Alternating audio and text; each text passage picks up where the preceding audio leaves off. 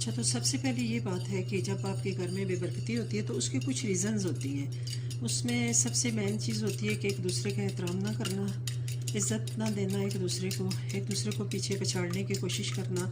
मेरा एक और चैनल भी है व्लॉगिंग का, लेकिन मैंने ये सोचा कि 2 साल से मैं उस पर काम कर रही हूँ, लेकिन मैं दुनियादारी की सारी बातें उसमें करती हूँ। तो अब मेरा हुआ दिल कि अल्लाह का पाक का लाख लाख शुक्र है, मैं तहज्जुद भी पढ़ती हूँ, नमाज़ भी पढ़ती हूँ, कुरान पाक भी पढ़ती हूँ, नेक अमाल करने की हर मुमकिन कोशिश करती हूँ। तो मैंने कहा मैं अपनी बहनों को, अपने भाइयों को कुछ ऐसी वज़ाइफ, ऐसी चीज़ें बता दूँ जो बहुत छोटी सी होंगी, माइनर सी होंगी, लेकिन आपकी ज़िंदगी में हमेशा काम आएंगी। मैंने अपने अल्लाह पे हमेशा भरोसा किया, बड़े से बड़ी भी अगर मेरे पे बात आ गई, कुछ ऐसे ज़िंदगी है ना, तो ज़िंदगी में ऐसे ऐसे इम्तहानात आ जाते हैं कि आप सोच भी नहीं सकते। तो मैंने अपने अल्लाह की, कहते हैं ना कि रस्सी को मजबूती से पकड़े रखा, और मैं हमेशा अपने अल्लाह की पनाह लेती हूँ, और मैं हमेशा इबादत ज़्यादा करती हूँ। मैं अपनी इबादत को ज़्यादा कर देती हूँ, बढ़ा देती हूँ। मैं बहुत ज़्यादा अल्लाह का शुक्र है कि मैं अल्लाह के नाम का विर्द करना शुरू कर दूँगी। मैं कुरान पाक ज़्यादा पढ़ना शुरू कर दूँगी। जैसे मैं अगर 4 पेज पढ़ती हूँ तो मैं क्या पता 2-2 सिपारे पढ़ने शुरू कर दूँगी। उससे मैंने देखा कि मुझे बहुत सुकून मिलता है। अल्हम्दुलिल्लाह, अल्हम्दुलिल्लाह। ये भी अल्लाह की देन है कि अल्लाह आपको किसी बुरे काम की तरफ नहीं लगाता, बल्कि अपनी तरफ लगा लेता है। तो आज जो मैंने आपसे शेयर करनी है वो है, क्योंकि गुर्बत की तंगी, परेशानियाँ, लोग बहुत ज़्यादा परेशान होते हैं। तो मेरा यकीन है कि मेरी बहनें सारी नमाज़ पढ़ती होंगी, अगर नहीं भी पढ़ती तो नमाज़ पंजगाना का लाजमी एहतमाम करें, तहज्जुद के लिए लाजमी उठें। अगर नहीं उठ सकती, ज़रा लेडीज़ जो होती हैं वो घर के काम काज भी करती हैं, बच्चों को देखना, सारे मामलात सेट करना, तो ये होता है कि बाज़ दफ़ा वो नहीं मैनेज कर पाती हैं। तो तहज्जुद जब भी आपकी आँख खुले आप लाजमी पढ़ें। तहज्जुद के टाइम का मेरे ख्याल में सबको पता होगा कि आधी रात के बाद का जो वक्त है, या आधी रात से लेकर फजर की नमाज से पहले ये टाइम होता है। तो उसमें आप 2 नफल, अगर ज़्यादा नहीं पढ़ सकते, 2 नफल पढ़ के अल्लाह पाक से अपनी मुराद मांगे तो इंशाअल्लाह पूरी होगी। तो आज फिर मैं बताती हूँ आज का आपको गुर्बत से छुटकारे के लिए आप क्या करें, कितनी दफ़ा सूरह अल नशर पढ़ें और किस तरह पढ़ें। तो जी, सबसे पहले आपने बावज़ू नमाज तो आप पढ़ते ही हैं। कोशिश करें कि नमाज के बाद, किसी भी टाइम की नमाज हो, ज़ोहर की नमाज के बाद अगर आपके पास टाइम है दैट्स गुड, और अगर ज़ोहर की नमाज के बाद नहीं है, ईशा की नमाज के बाद आपके पास टाइम है दैट्स गुड।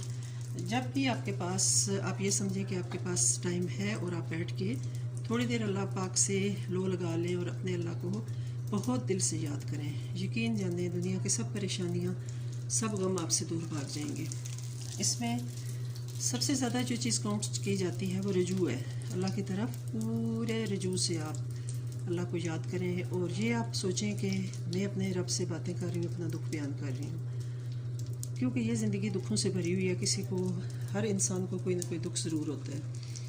तो दुख से मुराद ये नहीं है कि कोई बहुत बड़ी ट्रेजिडी आपकी लाइफ में हो। बहुत सी बातें ऐसी होती हैं जो आप किसी से शेयर नहीं कर सकते, तो अपने अल्लाह से आहिस्ता आहिस्ता बात किया करें।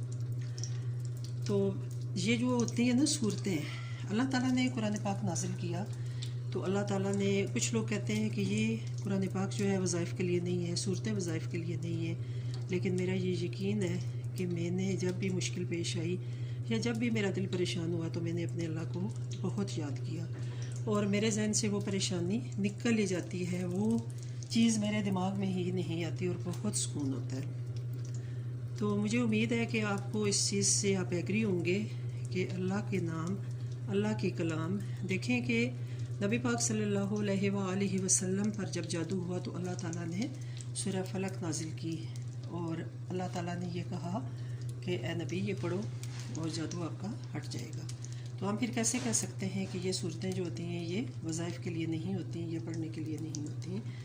तो ये सूरतें हमारी ज़िंदगी का सरमाया है, और इन्हीं से हमें सबक हासिल करना चाहिए और इन्हीं की मदद लेनी चाहिए।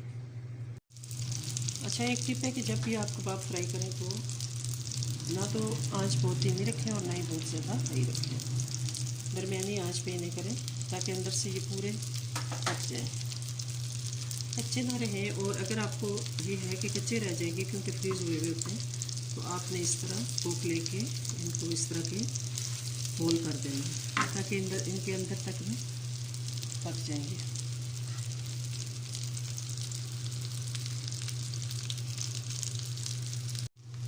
आपने करना कुछ यूँ है कि नमाज के बाद आपने बैठ जाना है उधर ही मसल्ले पे या नमाज पे। बैठने के बाद आपने 3 दफ़ा दुरूद इब्राहिमी पढ़ना है। अल्लाहुम्मा सल्ली अला मुहम्मदिन व अला आलि मुहम्मदिन कमा सल्लैता अला इब्राहीम व अला आलि इब्राहीम इन्नका हमीदुम मजीद। अल्लाहुम्मा बारिक अला मुहम्मदिन व अला आलि मुहम्मद कमा बारकता अला इब्राहीम व अला आलि इब्राहीम इन्नका हमीदुम मजीद। यहाँ तक पढ़ के मैं तो आगे ये भी पढ़ती हूँ, अल्लाहुम्मा रब्बना आतिना फिद दुनिया हसनतम व फिल आखिराति हसनतम व क़िना अज़ाबन नार व क़िना अज़ाबुल कब्र व क़िना अज़ाबुल हश्र व क़िना अज़ाबुल मीज़ान। तो ये पढ़ने के बाद आपने 11 मरतबा सूरह आलम नशरफ लगा पढ़नी है। ठीक है, ये आपने 11 मरतबा पढ़नी है। अगर आपको नहीं आती तो कुरान पाक से पढ़ें, वरना आप अगर नहीं आती तो मुझे कमेंट्स में लिखिएगा, मैं आपको बता दूँगी। तो दुआ में याद रखिएगा, इंशाअल्लाह आपका हर काम हो जाएगा 7 दिन के अंदर अंदर। इंशाअल्लाह अल्लाह पाक आपको कामयाबी देगा, लेकिन शर्त यह है कि उसमें से आपने ज़कात ज़रूर निकालनी है। जो माल आपको मुयस्सर होगा उसमें से 2%, 5%, 10% आपने गरीबों मिस्किनों को देना है। तो अल्लाह ताला आपके रिज़्क़ में बरकत डालेगा और अल्लाह ताला आपको वो ख़जाने देगा जिनकी आप तवक्को करते हैं या अल्लाह से उम्मीद रखते हैं। दुआ में याद रखिएगा, इंशाअल्लाह मिलूँगी नए किसी व्लॉग के साथ। टिल देन अल्लाह हाफ़िज़, स्टे ब्लेस्ड।